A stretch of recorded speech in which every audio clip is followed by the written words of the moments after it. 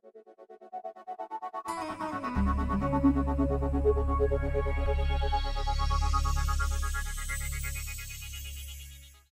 RSA was established on the 22nd of March 1754. It has a long heritage, and it started with a bunch of fellows, but they weren't fellows then, a bunch of people getting together in London in a coffee house. Its heritage is meeting in coffee houses, and some amazing ideas have come out of coffee houses over the years and continue to do so in Australia.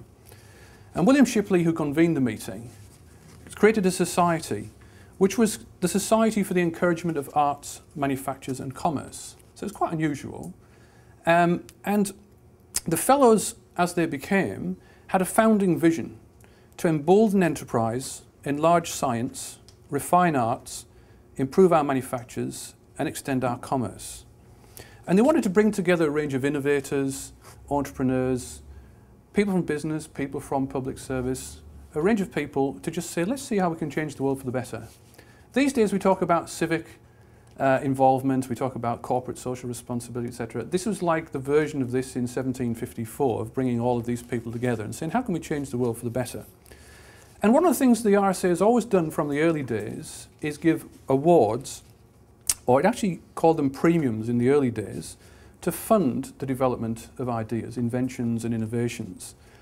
And in one of the very early meetings, William Shipley said, and I quote, "Profit and honour are two sharp spurs which quicken invention and animate application. It is therefore proposed that a scheme be set on foot for giving both these encouragements to the liberal sciences, to the polite arts," presumably not the impolite arts, "and to every useful manufactory." And early awards were given for a number of things. For the best drawings by boys and girls was one of the first things that was funded. For discovering cobalt, raising madder, which apparently was a major root crop of the time, and tree planting and sustainability initiatives. This is back in 1754, remember.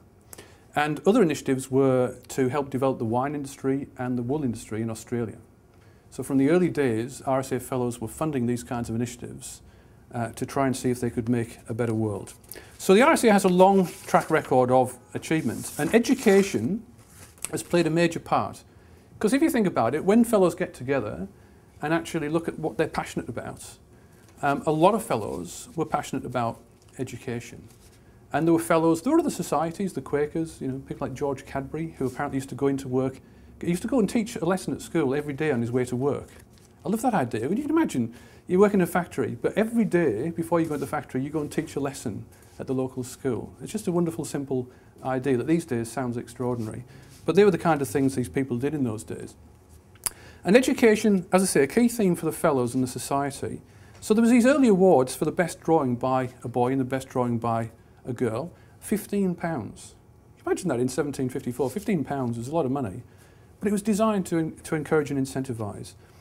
George Birkbeck was one of the fellows who wanted to develop technical education and helped to set up the London Mechanics Institute, which became Birkbeck College, part of London University, and the Glasgow Mechanics Institute, and universities of science and technology. And all of these initiatives came out of fellows meeting in coffee houses and saying, can we do something better here? Can we change society and the economy for the better?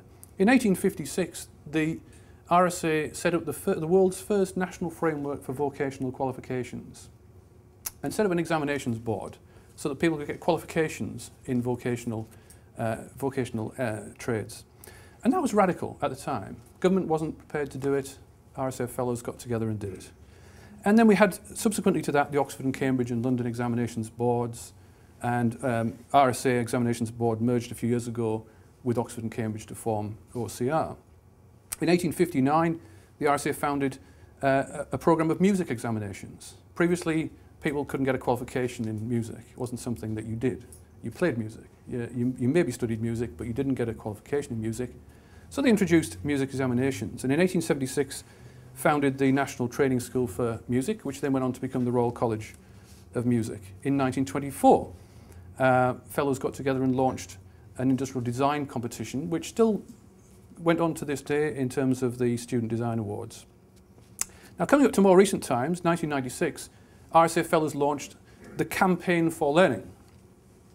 And the Campaign for Learning was a national charity. It was set up as a national charity to champion the concept of lifelong learning.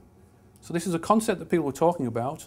The RSA created an organisation that could help actually take it forward and make it a practical reality. And that seamlessly moved into the Opening Minds project. The Opening Minds project was a bunch of fellows getting together to look at how to come up with a different type of teaching and learning, a different type of curriculum. And the Opening Minds curriculum, which has been adopted by hundreds of schools, and there's actually 2 articles in the latest journal about the Opening Minds project. And the curriculum was based on citizenship, learning, managing information, relating to people, and managing situations.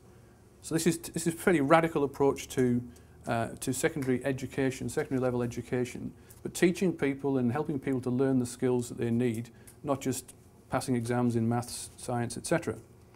And the RSA encouraged the development of academies, the academy concept, particularly in areas where there was disadvantage, where educational attainment levels were low, where truancy levels, non-attendance levels were high, where there was disillusionment really with the education system. So focusing in these kinds of areas and creating a new type of school, creating an academy focused on different types of curricula.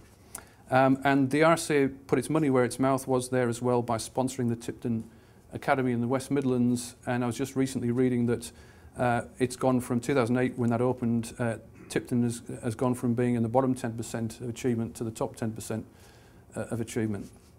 And you know, it's not just about exam results, but obviously that's how a lot of people judge success.